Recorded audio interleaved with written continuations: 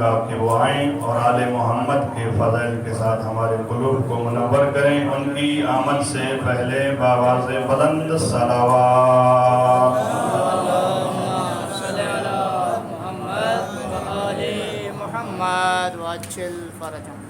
نعرہ تکبیر، نعرہ تکبیر، نعرہ رسالت، نعرہ رسالت، نعرہ حیدری، نعرہ حیدری، بآواز بلند تر صلوات.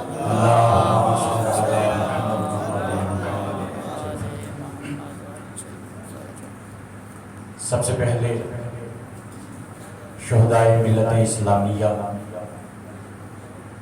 حاضرین کے مرحومین اور جملہ مومنین و مومنات جو اس دنیا سے گزر چکے ہیں، بالاخص ملک تنویر صاحب جو ہالینڈ میں رہتے ہیں، ان کے جو مرحومین مرحومات ہیں، ان کے ایصال ثواب کے لیے سورہ فاتحہ.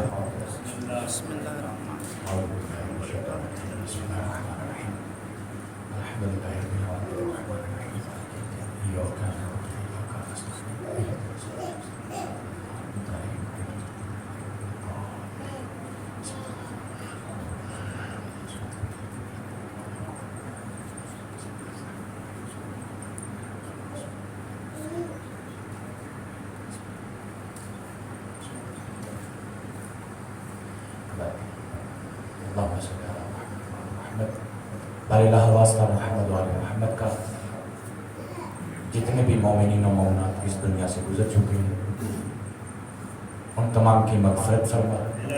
خصوصاً ملک تنویر صاحب جنہوں نے آج کی مجلس میں نیاز کا اہتمام کیا ہے، ان کے مرحومین کے صغیرہ کبیرہ گناہوں کو معاف فرما، انہیں جنت الفردوس میں جگہ عنایت فرما، اور ملک تنویر صاحب کے رزق میں وسعت عطا فرما، انہیں حلال کا رزق وسیع عنایت فرما، اور تمام مومنین و مومنات کو آسمانی زمینی آفات سے محفوظ فرما.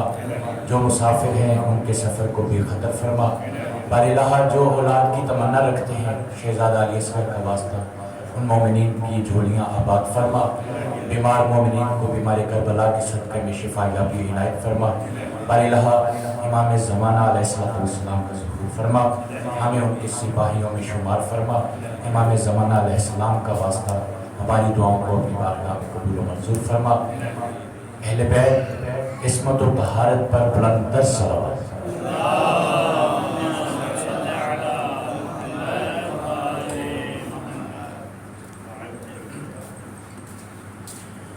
ماشاءاللہ لا حول ولا قوة الا باللہ العلی العظیم. اعوذ باللہ من الشیطان الرجیم. بسم اللہ الرحمن الرحیم. الحمد للہ الذی لم يتخذ صاحبة ولا ولدا ولم يكن له شريك في الملك ولم يكن له ولي من الذل وكبره تكبيرا.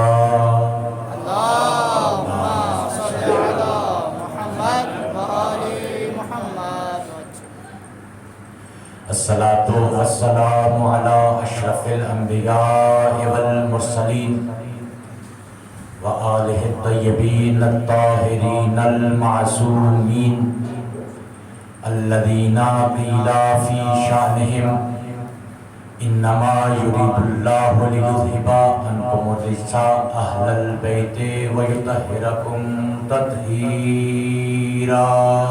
اللهم صل على محمد وآل محمد. ولعنة الله على أعدائهم أجمعين. أما بعد فقد قال الرحمن في القرآن بسم الله الرحمن الرحيم. قل إن كنتم تحبون الله فاتبعوني يحببكم الله. درود پر محمد و آل محمد. اللهم صل على नारे तकबीर, अल्लाहु अकबर, नारे रिसालत, नारे हैदरी, हुसैनियत, हुसैनियत, यजीदियत, यजीदियत, या इमाम अल मुंतजर, या इमाम अल मुंतजर, अहले बैत के तमाम दुश्मनों पर लानत बराए खुशनुदी मोहम्मद व आले मोहम्मद सल्लल्लाहु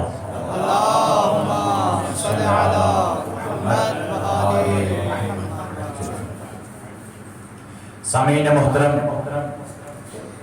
ज्यादा वक्त नहीं लूंगा आपका, माशाअल्लाह, बस चंद दकाइक और मेंबर शेख वासिफ साहब के हवाले करूंगा।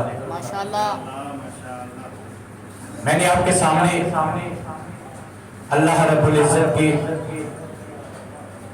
लारैब बेअयब किताब में से एक आयत फी हिदायत के एक जुज़ की तिलावत का शर्फ हासिल किया है, माशाअल्लाह, जिसमें खालिक दो आलम फरमा रहा है, ऐ मेरे हबीब इन लोगों से कह दो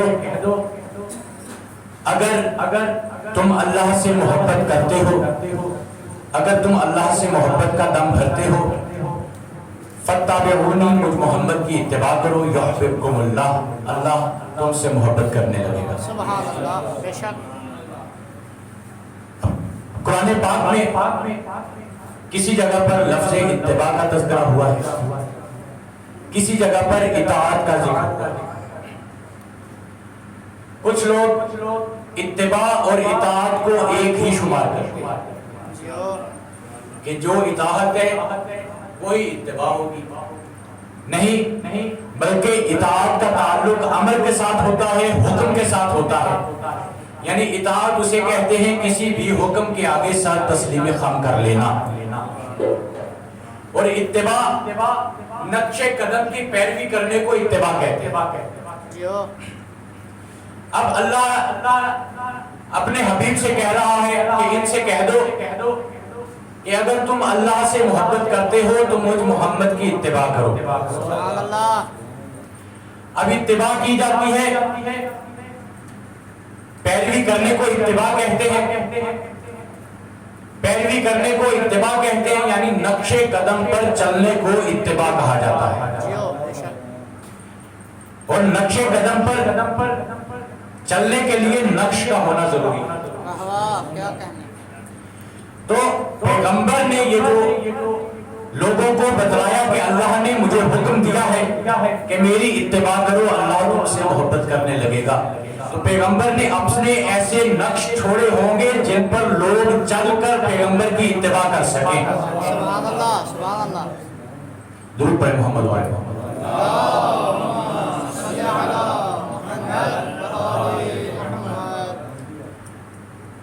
अब जिनकी इत्तिबा करनी है उनका नक्श जरूरी है, और पैगंबर ने लोगों के ज़हनों में वो नक्श उतारने के लिए गदीर के मैदान में अली का हाथ बुलंद करके फरमाया था, मन कुंतो मौला हो वहादा अली मौला, जिसका मैं मौला हूँ उसका अली मौला है। यानी पैगंबर ये बताना चाहते हैं कि मेरी अगर इत्तिबा करना चाहते हो तो अली के रास्ते पर चलते रहो। सुभान अल्लाह, सुभान अल्लाह, अली के रास्ते पर चलते रहो। अब पैगंबर ने गदीर में अमीरुल मोमिनीन अलैहिस्सलातु वस्सलाम की इमामत का ऐलान फरमा दिया, और ये ऐलान जो किया गया है ये अल्लाह की नेमत है, अल्लाह की जानिब से हमारे लिए नेमत है। और अल्लाह ताला कुरान पाक में कई मकामात पर नेमात का जिक्र करता है। उन नेमात में कौन कौन सी नेमतें हैं, अल्लाह रब्बुल इज्जत सूरह फातिर में फरमाता है, या अय्युहन्नास उज़्कुरू निअमतल्लाहि अलैकुम, ए लोगों नेमत को याद करो जो अल्लाह ने तुम पर नाज़िल की, जो अल्लाह ने तुम्हें नेमत दी उस नेमत को याद करो। हल मिन खालिकिन गैरुल्लाह, क्या अल्लाह के अलावा कोई और खालिक है? यानी अल्लाह यहाँ पर बताना चाहता है लोगों को कि तौहीद नेमत है। बेशक बेशक, توحید نعمت ہے. پھر ایک اور مقام پر اللہ تعالیٰ نے فرمایا نون والقلم وما یسطرون، نون کی قسم، قلم کی قسم، وما یسطرون، جو لکھا جائے گا اس کی قسم، ما انتا بنعمت ربک بمجنون، اے میرا حبیب تو اللہ کی طرف سے دی گئی نعمت کی وجہ سے مجنون نہیں ہے. ہائے ہائے ہائے، واہ واہ. یہاں پر اللہ نے قسم کھائی ہے نون کی، قلم کی، اور جو لکھا جائے گا یعنی تحریر کی. اللہ تعالی نون کی قسم کھا کر، قلم کی قسم کھا کر اور تحریر کی قسم کھا کر یہ بتانا چاہتا ہے کہ کچھ لوگ جو محمد کو لکھنے سے روکنے کے لیے کہہ دیں گے نعوذ باللہ یہ مجنون ہو گیا ہے، اللہ اس کے لیے فرما رہا ہے اے محمد نون کی قسم، قلم کی قسم، جو لکھا جائے گا اس کی قسم تو مجنون نہیں ہے. سبحان اللہ، سبحان اللہ. درود پڑھ محمد پڑھ.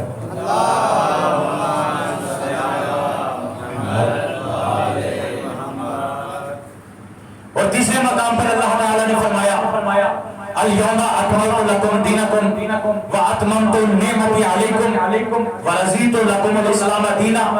اللہ فرما رہا ہے آج کے دن یعنی غدیر کے دن دین کامل ہو گیا اور اللہ کی نعمت تمام ہو گئی.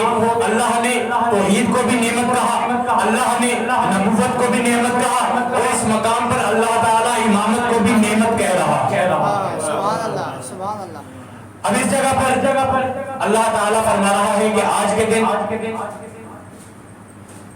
دین کامل ہوا، نعمت تمام ہوئی، اور آج کے دن اللہ راضی ہو. یعنی آج کے دن یعنی غدیر کے دن سے پہلے نہ تو دین کامل تھا، نہ نعمت تمام ہوئی تھی، اور نہ ہی اللہ راضی. سبحان اللہ. لا الہ الا اللہ تھا لیکن نہ تو دین کامل تھا، نہ نعمت تمام تھی، اور نہ ہی اللہ راضی تھا. محمد رسول اللہ تھا لیکن نہ تو دین کامل تھا، نہ نعمت تمام تھی، اور نہ ہی اللہ راضی تھا. لیکن جیسے ہی علی ولی اللہ آیا دین بھی کامل ہو گیا، نعمت بھی تمام ہو گئی، اور اللہ بھی راضی ہو گیا.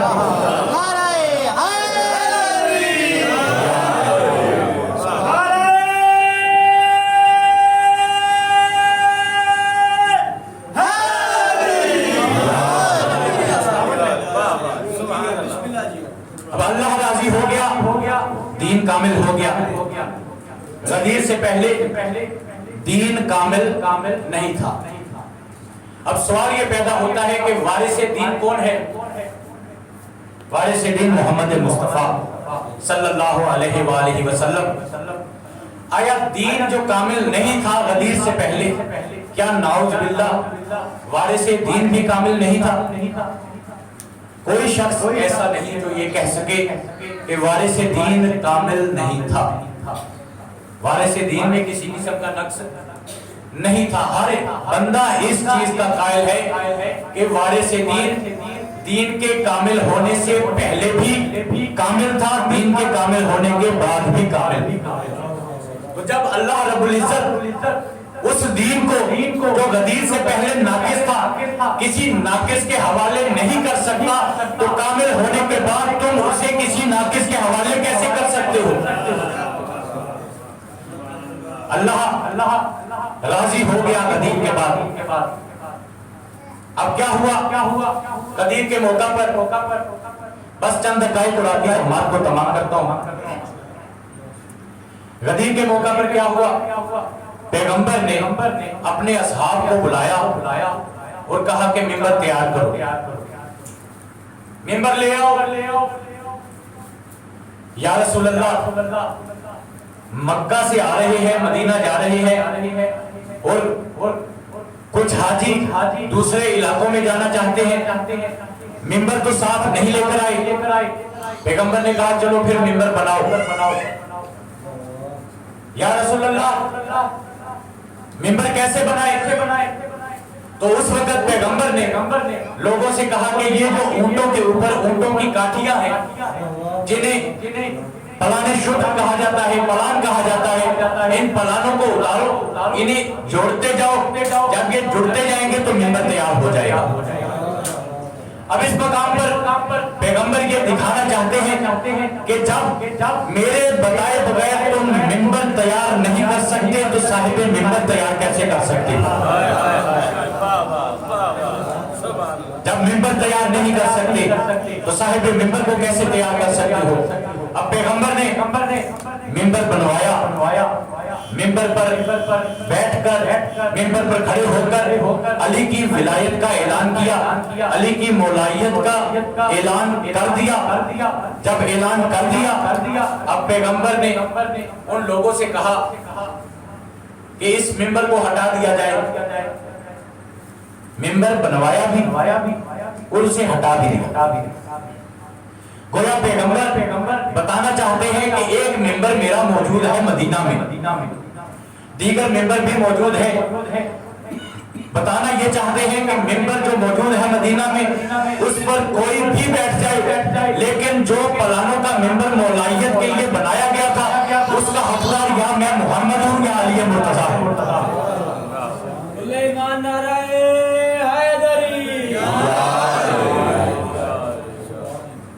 درود پڑھیں محمد والے محمد۔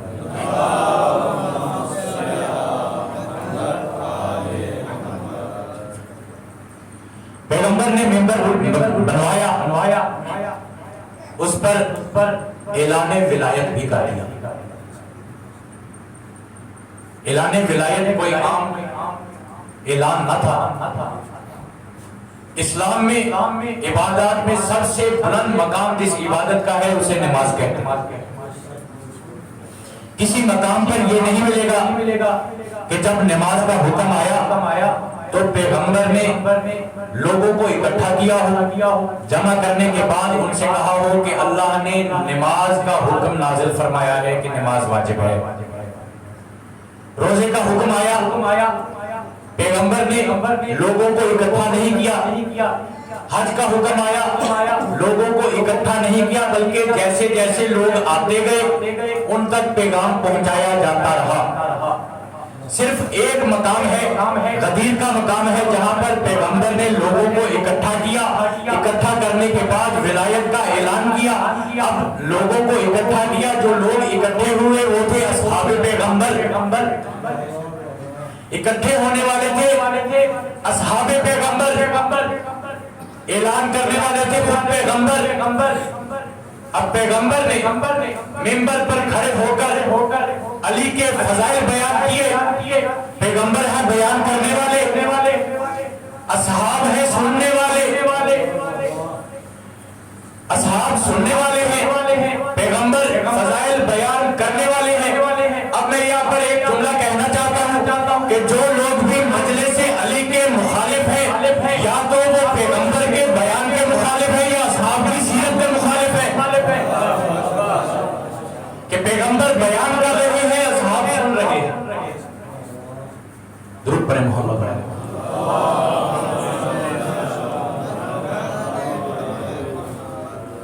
بس ایک جملہ اپنی صاحب کا اور آپ کی زحمات کو تمام کروں۔ جب شب عاشور میں امام حسین علیہ السلام نے اپنے خیمہ کے چراغ کو بجھا دیا اور اپنے اصحاب سے کہا کہ اے میرے اصحاب، جو جانا چاہتا ہے وہ جا سکتا ہے، ان لوگوں کو تم سے کوئی سروکار نہیں، یہ میرے خون کے پیاسے ہیں۔ کل 10 محرم ہوگی، 10 محرم کو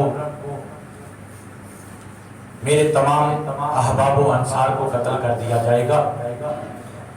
تم میں سے جو جانا چاہتا ہے وہ چلا جائے، بلکہ اس طرح کرے کہ میرے اہل بیت میں سے بھی کسی کا ہاتھ پکڑے اور اپنے ساتھ لے جائے۔ تو اس وقت ایک بوڑھا شخص کھڑا ہوا جو صحابی پیغمبر بھی تھا، صحابی امیر المومنین بھی تھا، کھڑا ہو کر کہنے لگا یا ابن رسول اللہ، اگر یہ لوگ مجھے قتل کریں، قتل کرنے کے بعد میری لاش کو جلا دیا جائے، میری خاک کو اڑا دیا جائے، پھر مجھے زندہ کیا جائے، اس طرح میرے ساتھ 70 مرتبہ بھی ہوگا، پھر بھی آپ کی نصرت سے باز نہیں آؤں گا۔ یہ تھے مسلم ابن اوسجہ، جنہوں نے حضرت مسلم ابن عقیل کی بہت مدد کی۔ کربلا کے میدان میں جب دوسری مرتبہ جنگ مغلوبہ ہوئی تو حضرت مسلم ابن اوسجہ میدان جنگ میں گئے۔ میدان جنگ میں جانے کے بعد 50 یزیدی لشکریوں کو قتل کیا اور اتنے زخمی ہو گئے تھے کہ زخموں کی تاب نہ لاتے ہوئے زمین پر گر گئے اور ایک صدا بلند کی، السلام علیکہ یا مولا، اے میرے مولا آپ پر میرا سلام ہو۔ امام حسین علیہ السلام بہت تیزی کے ساتھ مسلم ابن اوسجہ کے پاس پہنچے۔ مسلم ابن اوسجہ کے پاس جب پہنچے تو امام علیہ السلام کے ساتھ حبیب ابن مظاہر بھی تھے۔ حبیب ابن مظاہر نے یہاں پر ایک جملہ کہا، اے مسلم اگر مجھے اس بات کا یقین نہ ہوتا کہ تھوڑی دیر بعد میں بھی تمہارے پاس آ جاؤں گا تو میں تم سے کہتا اے مسلم مجھے کوئی وصیت کر دو۔ تو مسلم کہتے ہیں کہ میری تم سے ایک ہی وصیت ہے، میری تم سے وصیت ہے کہ امام حسین علیہ السلام کا خیال رکھنا، امام علیہ السلام کا خیال رکھنا۔ میں کہوں گا اے مسلم تم نے وصیت کی حبیب ابن مظاہر کو امام علیہ السلام کا خیال رکھنا، اے کاش تھوڑی دیر کے بعد موجود ہوتے اس وقت امام حسین علیہ السلام استغاثہ کر رہے تھے۔ کبھی کہتے تھے این این علی اکبر، کبھی کہتے تھے این این حبیب ابن مظاہر۔ اللہ لعنت اللہ علی القوم الظالمین۔